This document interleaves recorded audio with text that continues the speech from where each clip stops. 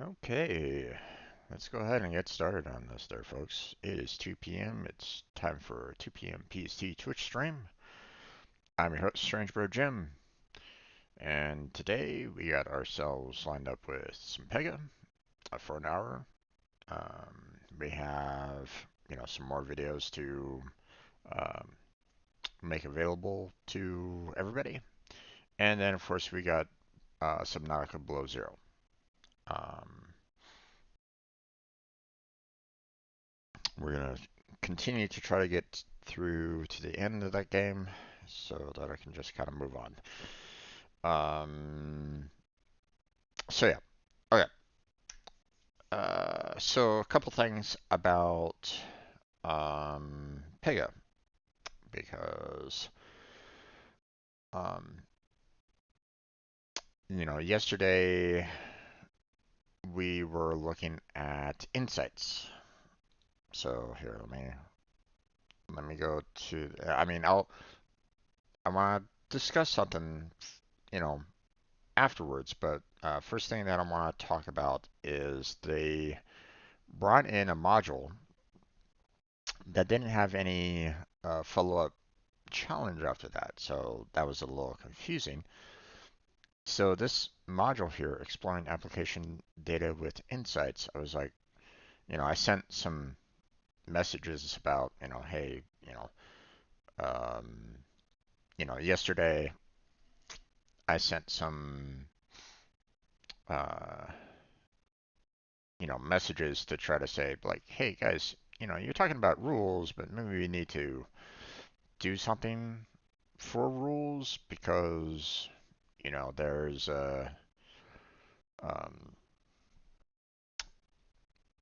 you know, sure, it's good for like the system analysts to know about rules because we're going to be dealing with rules all the time, but you're kind of ignoring the business analysts, and they should probably be aware of rules as well. If, not necessarily like a wide scope of rules, but have a basic understanding of what rules are. Um, so, I basically sent a message saying, hey, you know, you don't have to go in depth as to what rules are all about, but maybe try to explain it, for try to explain it in layman's terms so that, even those that are in the, as a business analyst, they understand, when we're like, hey, you can't do that with our current rule set, or, hey, we're going to need to modify our current rule set, or whatever, okay, they're going to understand what we're talking about. Okay, we need to kind of make sure that we have that bridge of understanding between, the system architect and the business architect, because otherwise you're just going to have a collapse of communication there. Um, so the fact that they keep on touching upon rules and rules and rules in like multiple different topics and not actually discussing what rules actually are is problematic. And the person that I talked to agreed. So we'll see what happens with that. Second, I mentioned the fact that they're talking about a lot of previously created insights and the like, but nowhere on this page were they really talking about how to actually create an insight. And apparently, they couldn't create a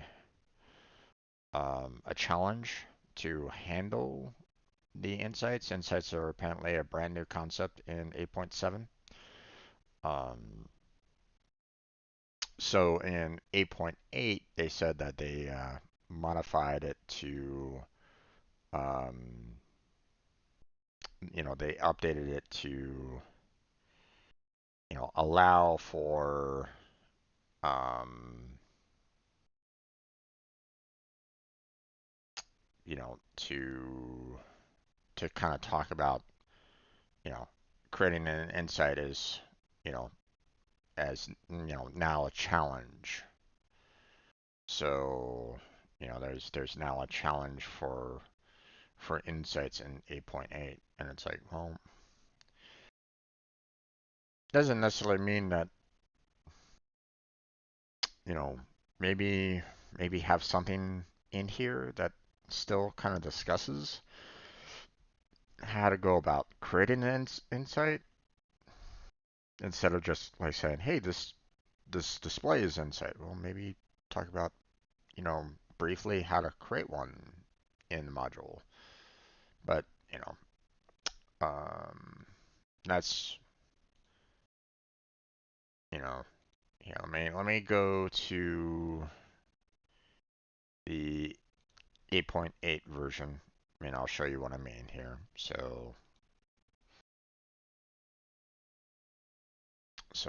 in the 8.8, going down to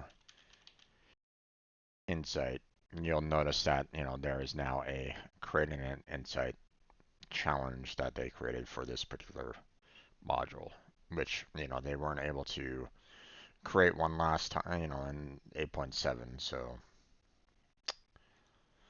um, but we're gonna stick with 8.7 for now. just you know, keeping everybody informed because, you know, with 8.7, there's a lot of translations. So if you're not really understanding what I'm talking about, you know, there's other languages that you can refer to. Um, you know, if you're not really understanding the English language, you can always go to French, Dutch, Portuguese, Spanish. Um, I'm thinking that this is Japanese characters. I don't think that's Chinese. So, um, I'm not one to, you know, I don't have a understanding of Japanese kanji, I believe it's called. Um, so I don't, you know, I'm not 100% sure, but I'm kind of like 95% sure that it's probably Japanese. Okay, so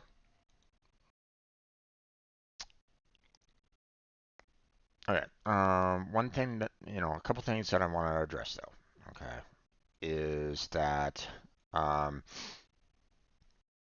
now that that's, you know, this particular module is out of the way, um,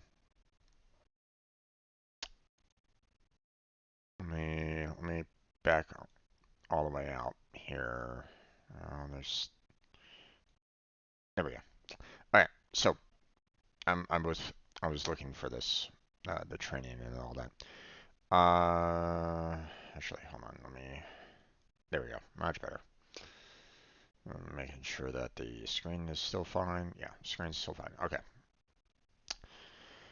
So, I want to address some things first before we go too far on this, which is that um, I'm currently working on my certification for the system architect. Okay. Um, you know, I don't have the system architect certification. I don't have a business architect certification. You know, I just don't have any certifications in Pega.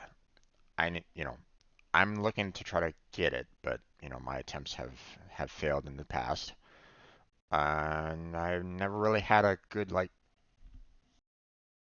mentor um, for the Pega systems. So uh, you know, we had a mentor, but I wouldn't necessarily say that he was good. Um,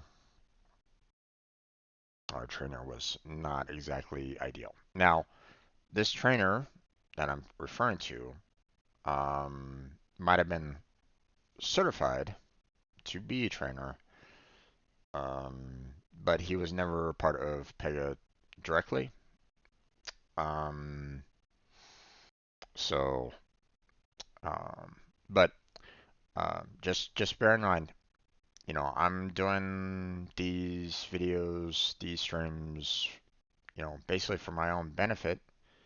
But at the same time, because I'm making these videos, because I'm recording them, I'm putting them out there so that others can kind of um, use them as a training tool themselves. Maybe they'll get some clarity a little bit on their end, maybe. Not sure.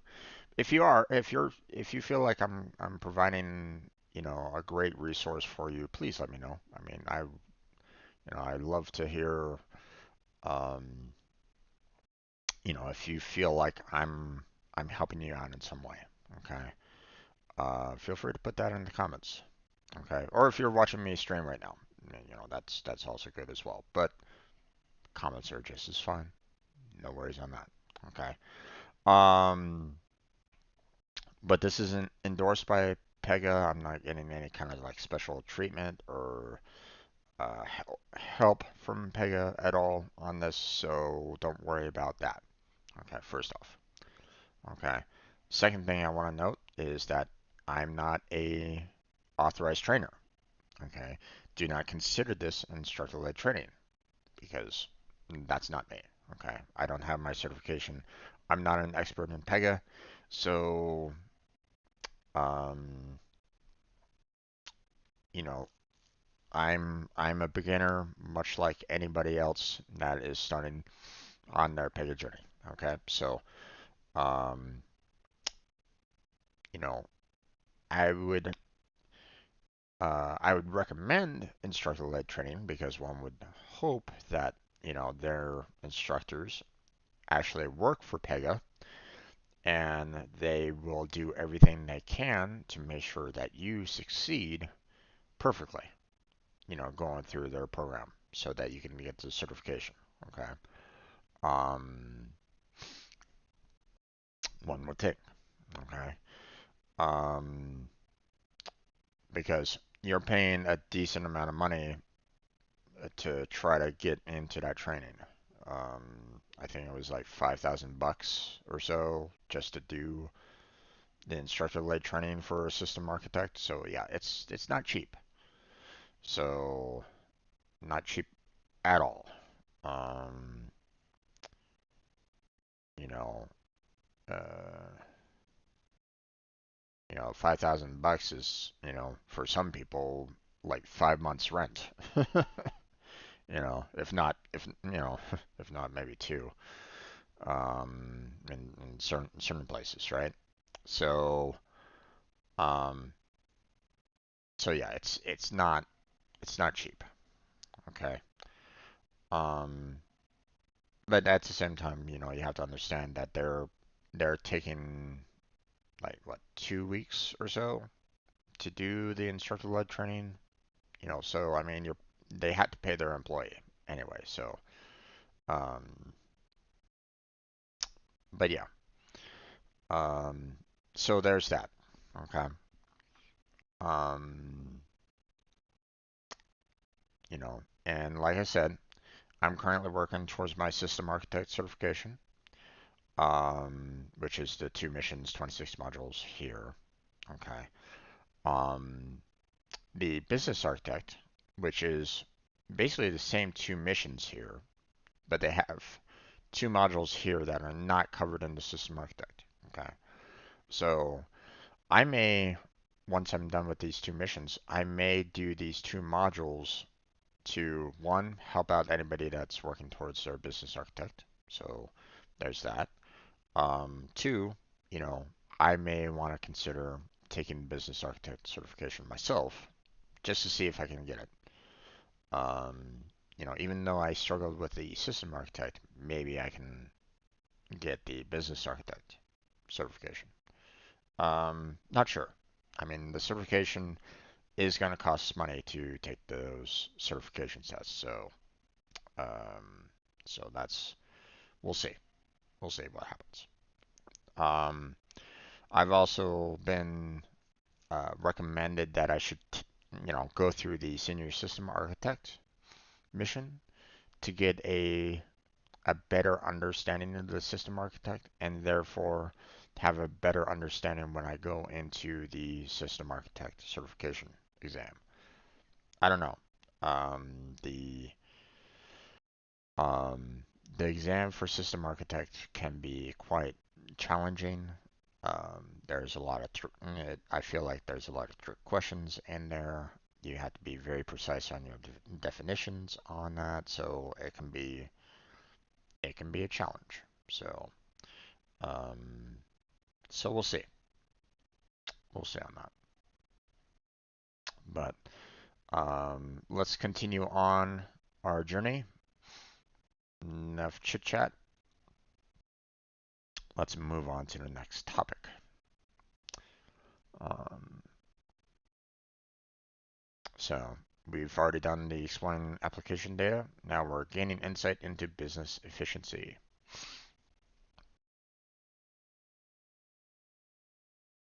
So the report browser.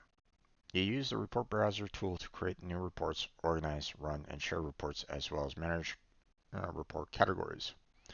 Pega platform organizes reports by category. A category defines an organizational framework for reports displayed in the report browser. Each category consists of a label and an owner type that exposes the category to a specific audience, an individual user, a group of users, or all users. The two types of categories are private and public. Private categories provide shortcuts to reports that you create. Other users cannot run or view these reports. Public categories provide shortcuts to standard Pega out-of-the-box reports that provide deep insight around the volume, process, and efficiency for case resolution, as well as reports that users made available to others. Typically, application developers determine which standard reports are available to all users of an application. The report browser displays reports as visual tiles that provide a preview of the type of report. The first row of tiles shows reports recently opened by the user. Each tile includes a time period. Time period listed on each tile indicates the amount of time elapsed since the report's creation. In the following example, the report browser shows 3 reports recently opened by the user. Process average, elapsed time per blah blah blah, list our category, cases pending submission. Yeah, since last opened was 1 year 1 month, so maybe not a report that is used that often. List of categorical is 1 year 1 month, same, and cases pending submission. So obviously that's something that they often use. So if it's 15 minutes ago, so from the report browser, you can choose between viewing all available reports or the reports you create. You can also alternate between tile and list views. In addition, you can perform text and category-based searches. Okay. Pega Platform populates and sorts standard reports into the following public categories.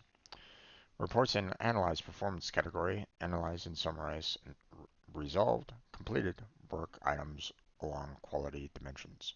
You can use these reports to review past performance and identify areas that might be improved. For example, the average performance time by task report contains a bar chart and a summary counts of how much time and hours that tasks are in processing mode or idle mode, as well as the total time it takes users to complete tasks. In the following chart, the identify location task takes 6 hours to complete. A stakeholder may use this information to investigate why the identify location task takes longer than the others.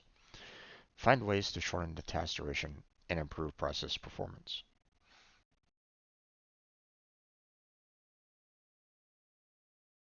All right. Um, Identify location takes a long time. All right. Although it doesn't actually show like how many hours at all on that, which is weird, but whatever. All right. Reports and analyze quality category itself, or category identify by assignment, which actions were selected, how often, and the timeliness of the selection. For example, the number of items resolved daily by work types illustrates the pace at which a work group completes tasks. In the following example, work group 1 resolves 20 items on August 27th, 30 items on August 28th, uh, or on August 28th. Workgroup 2 resolves 10 items on August 27th and 20 items on August 28th.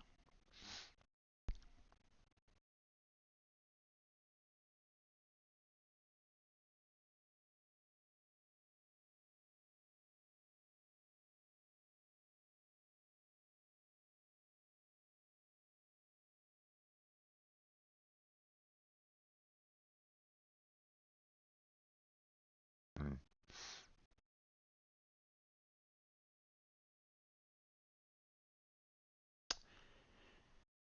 You gotta be careful with these kind of reports though, because you know I want to just put this out here, okay? Because a report might only show a limited window, okay? Um,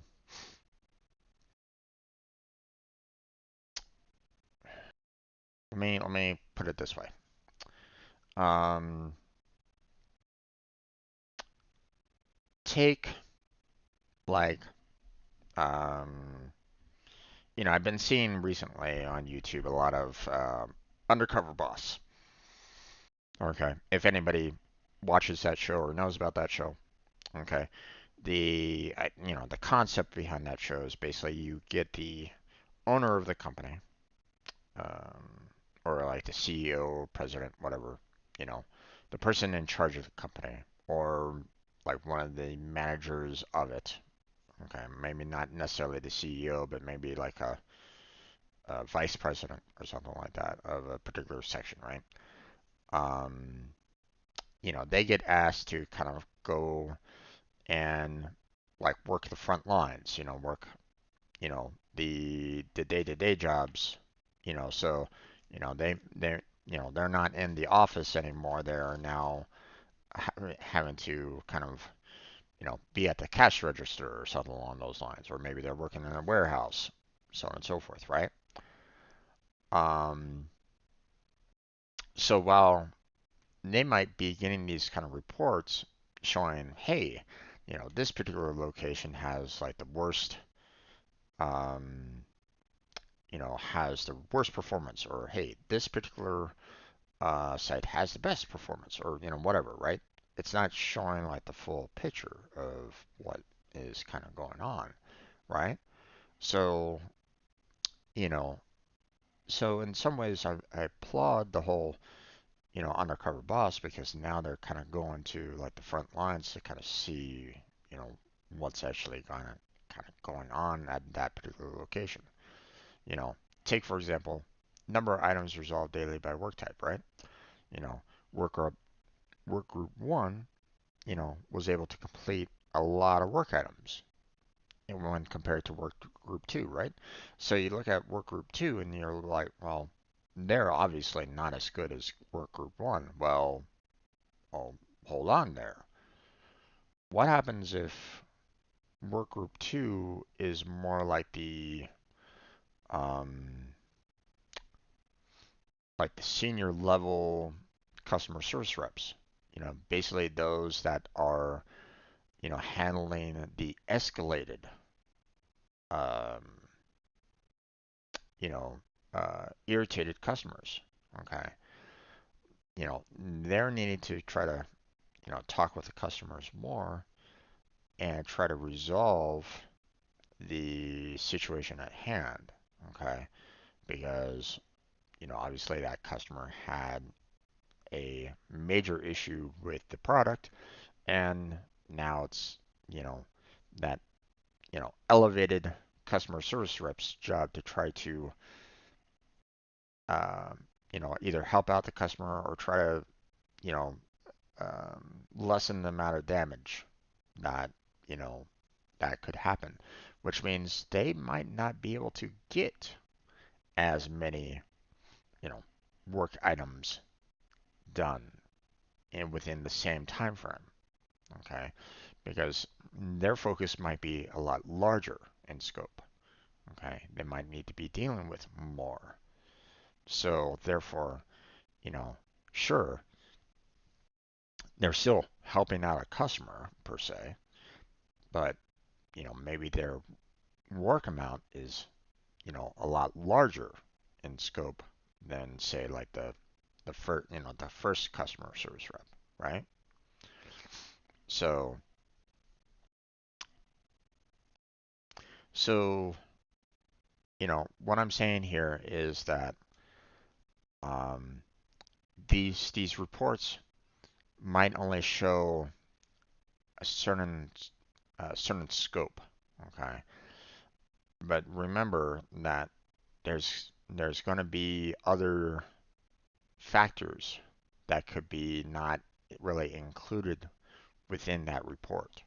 Okay, so um, make sure that you have the mind to understand that um,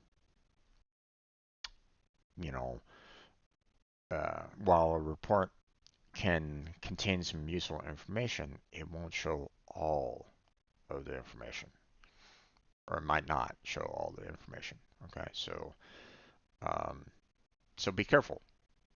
Don't get yourself into a trap on um, you know, um, don't get yourself so rigid that you can't see beyond the report. Okay, you know, something that happened to me. Okay, at one of my previous jobs. Okay, um, they kept on giving me one work item at a time. One work item, get it done. Then they hand me the second work item to get it done, and then the third work item to get it done. They didn't give me like a set. Okay, they didn't give me like one, two, and three all together all at once. Okay, and I was telling them this is bad. This isn't working for me because it takes too much time to get a single work item done within the time frame that you want me to get it done in. Okay, the the work item, they basically stated the work item maximum time limit is 2 hours. And I'm like, that's impossible for any work item because, I showed it to a, I actually showed it to a like regional manager, who came in and was kind of, discussing with everything. I'm like, going, listen, you are causing me some difficulties with this. I can't, you're setting me up to fail because the amount of time that you think is required to get one of these done isn't the proper amount of time. You know, you're saying that this can take 2 hours when in fact I proved it that it would take close to three. Now, here's the thing. Okay, this is, one of the things that they failed was the fact that the reason why it was two hours is because typically like a good hour of time was just meant for just sitting waiting for the computer to get to do its calculations. Okay, so here I am, in that 2 hour window here with 1 hour just kind of sitting around twiddling my thumbs, absolutely doing absolutely nothing, when in fact when you had a full on set, like three different work items, you can kind of overlay them together, so that, you know, I work on one, I get the computer to work on the second half while I start working on the second project, okay, and get it ready for the computer calculations. And then, come in with the third and so on and so forth, right? So that's how they handled their work items on a regular, for anybody else. but they never did that with me. They kept on giving me one item at a time, and I was telling them this isn't working. You know, I'm getting them in late because it doesn't work that way. you know. So, um, so that's why I was, uh, you know, um, this, this might show a bit of information, but it might not show the full picture. So just bear that in mind, though, folks. Okay. You know. Okay. Reports in the case metrics category provide information about open and resolved cases. Historical views of step performance. Tier reports are in the case metrics category. Time per stage and case volume.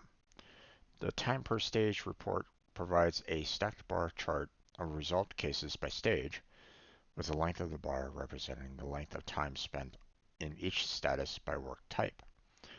The case volume report provides the cases created per day grouped by case types for the last 7 days. The report in the following example indicates a new case on August 22nd, 3 new cases on August 23rd, and 4 new cases on August 26th. So there's 1, there's 3, there's 4.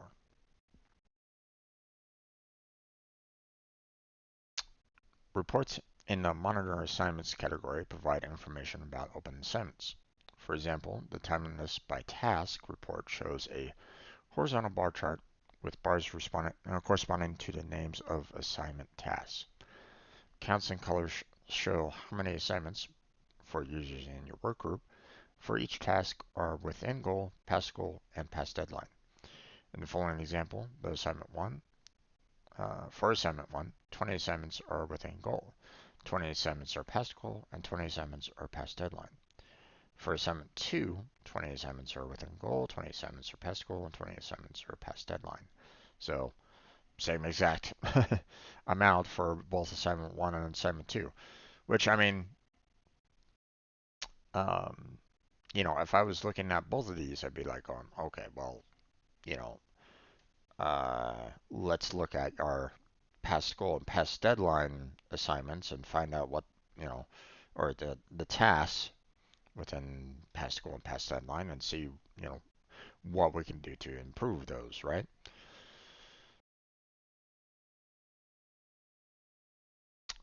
Reports in the monitor process category list or summarize open unresolved work items in the current application. These reports support day-to-day monitoring of the business processes that are supported by your application. For example, the list of processes resolved by the current operator provides users with a list of all the cases they resolved. The report is filtered to show all resolved cases, but users can edit the report to change the time period filter. Reports in open cases provide the case level service level agreement SLA status for open cases. Reports in the service level performance category provide the assignment SLA statuses. The user timeliness report groups the assignment SLA statuses by user. The open step timeliness report groups the assignment SLA statuses by step.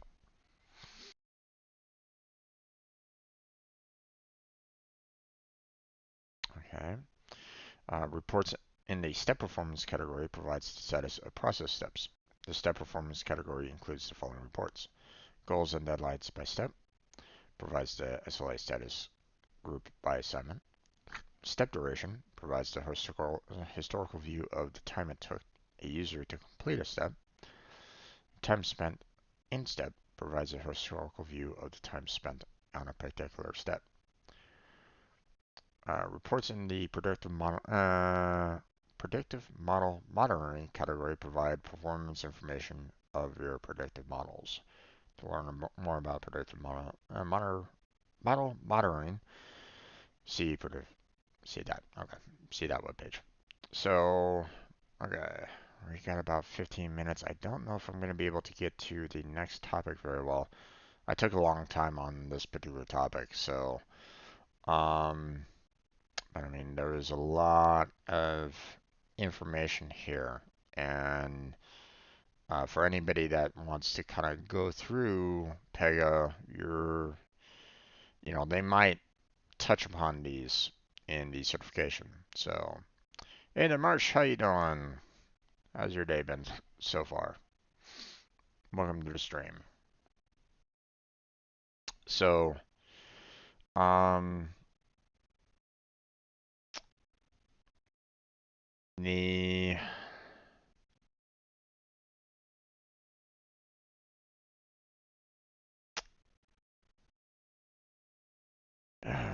um, hmm.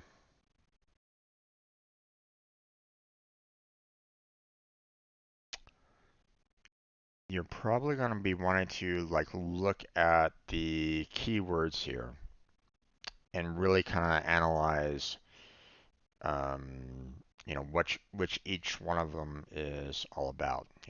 Try to keep them fairly, um, know the difference between what is analyze performance and analyze quality, for example. Okay, because if they come at you and say, hey, um, you know, what report categories identified by assignment, which assignments were selected, how often, and timeliness of selection.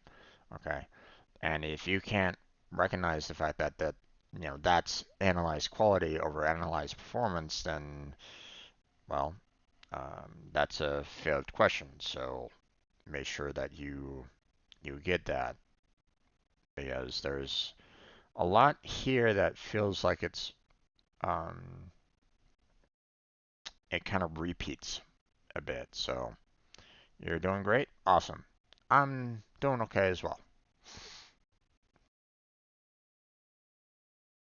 Oh yeah, but yeah, just be careful with this because um, I feel like you can, I'm looking at it myself and I'm like, sure, there's a lot of keywords here, but a lot of it feels like you can have some overlap. So like if they just throw the different definitions at you directly, I'm probably gonna have a hard time trying to be able to pick out like the right ones myself.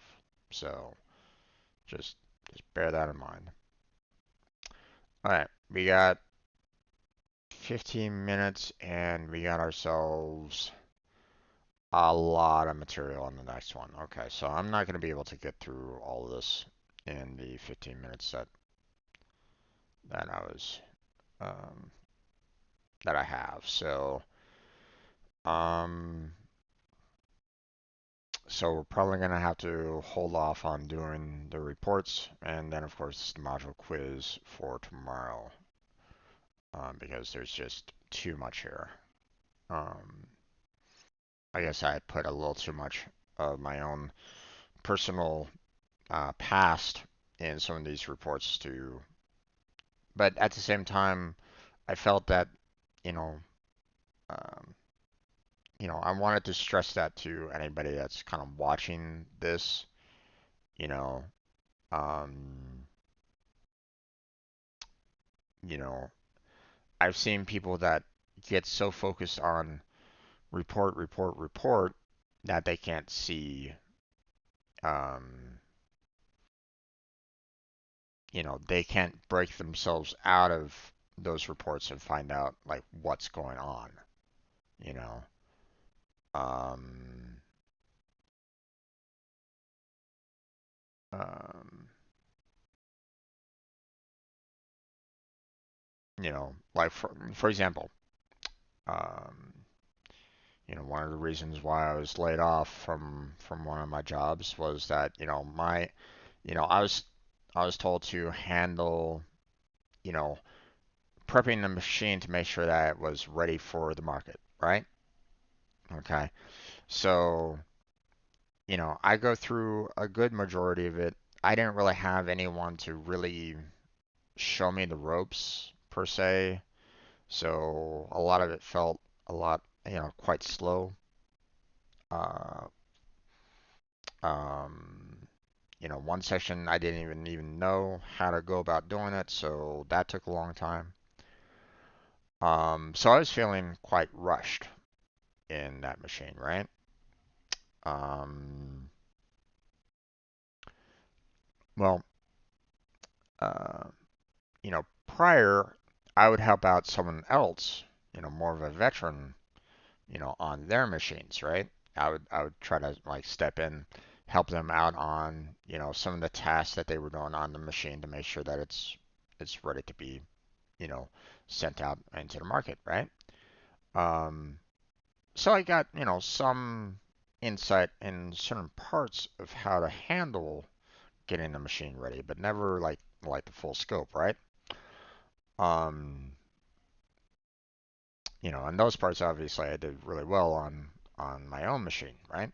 But obviously there were some parts that um, can be that were kind of complex and they needed it would take a while to kind of understand how to go about doing that.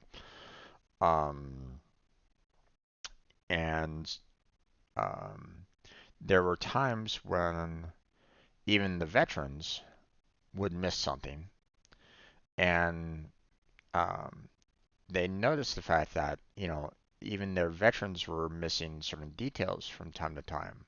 That, the machine gets sent out into the public and there's something wrong, you know, um, like the pricing is wrong or something along those lines. And well, obviously there's a problem, the the that machine goes out into the public, it starts causing a bunch of problems for whoever actually owns that machine.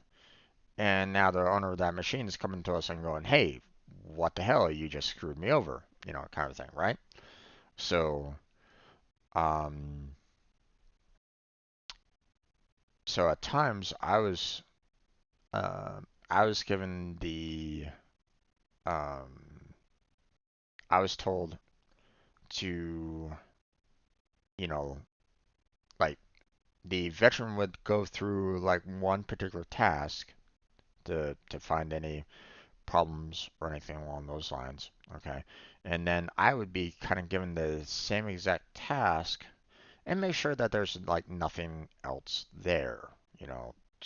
Have a second pair of eyes, to make sure that like, hey, if someone's wrong on like, say, um, say like the machine is a vending machine, right? And um, the the customer wants to get a certain item and the item is showing $2, but it actually charges them like $3 or something like that, right?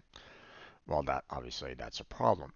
Okay, so um, the veteran is supposed to kind of look through that and go, oh wait, this machine is actually charging them $3 and needs to be fixed or it needs to be changed. Maybe, let's get this fixed, right?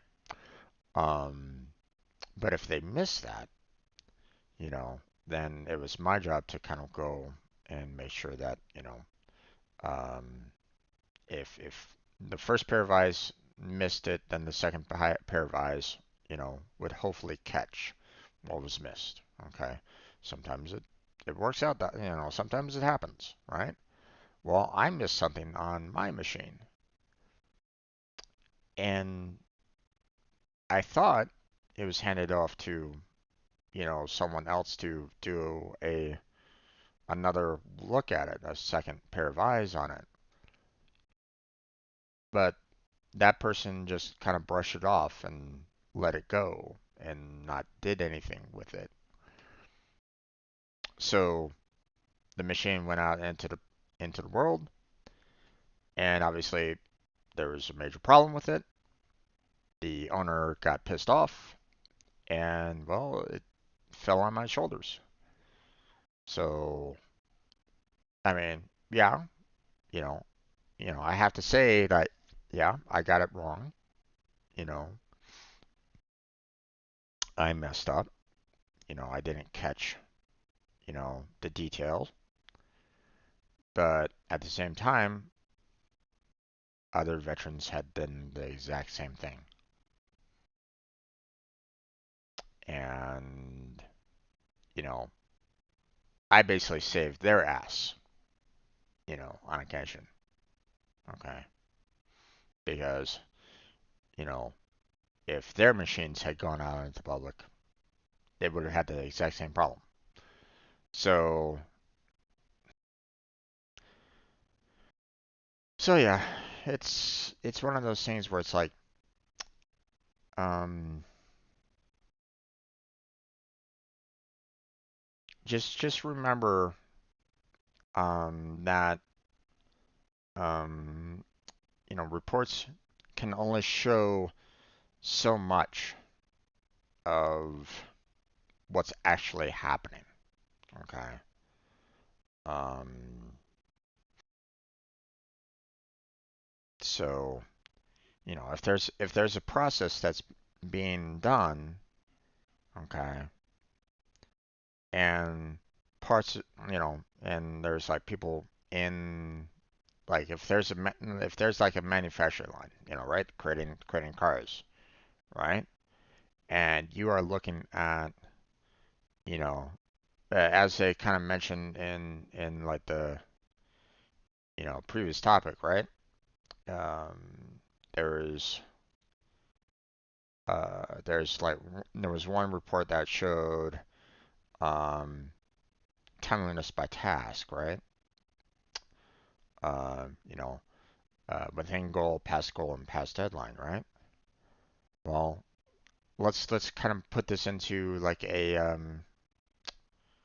car manufacturer, right? Like maybe there's 20 parts of the car manufacturing that go smoothly, right? They're able to kind of complete the putting the parts into the car, and it moves smoothly onto the next section, right?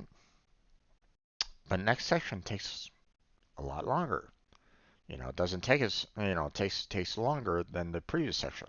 Previous section was able to get everything kind of put together perfectly fine and moved on, right? But the next section, there's a slowdown. The process takes a little bit longer. Well, if if you just look at this, like, hey, these people are like, passing their goal.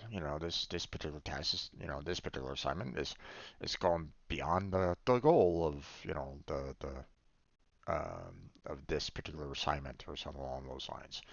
What's going on? You know, don't automatically like make the assumption of like, oh, we gotta fire that person because they're obviously not working hard enough. You see what I'm saying? That's short-sighted.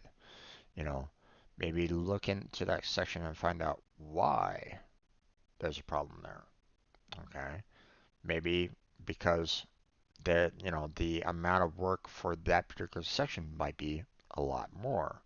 Like maybe they're having to kind of put even more items in. Like say the first person in the assembly section is just like putting one item, right? Whereas the person like in the second position, they might be putting like three. So it's taking them a little bit longer to try to handle all of that, and so that's why there's just like a slowdown at that particular point. So so they might say, hey, this person's taking a lot longer than the first person. Well, maybe they're doing more, or maybe they're dealing with very dangerous items, or maybe they are, um, having to, um, do something that could be very dangerous if not done slowly. Okay, like if you're like using a buzzsaw and stuff like that and trying to cut things, then you need to be careful, obviously, because you don't necessarily want to cut off your finger, right? So, um, you know, um, now don't get me wrong, obviously, some people can still do it fairly fast, but you know, they also might not want to put their lives in danger either. So, So just remember, like if you're a business analyst and you're looking at this and you're thinking this particular report is perfectly fine. Yeah, no, don't do that. Remember,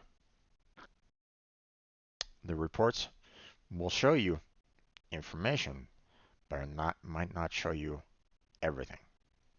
Okay? Just keep that in mind. Keep that in mind. Okay? I say that because I've been kind of at the crosshairs of people that only look at the reports and nothing else. So, um, so just want to put that out there. Okay, put that out in the world. So, okay, and if anybody's like, out there, you know, watching these videos, you know, if you're like a manager or lead programmer or whatever, and you're looking at this and going, you know, um, then, um, you know, if you're seeing that like one of the programmers is like slower than than other programmers, for example, like you're a lead programmer, you have like three other people that are on your team, and you're giving them assignments, and two of them are performing perfectly fine, but the third one is struggling, then maybe look at that third person and go, okay, let's find out why they're struggling. Okay. Instead of just absolutely going, yeah, okay, they're worthless on my team. We need to get rid of them. Okay. You're not. That creates a toxic work environment. So don't do that. Don't think along the lines of just you know try to work on that individual to make sure that they understand what to do and how to go about doing it efficiently. And then they might be a fantastic worker. So, you know, uh, it's one of the reasons why I want to stress, mentorship. Mentorship is needed. You know,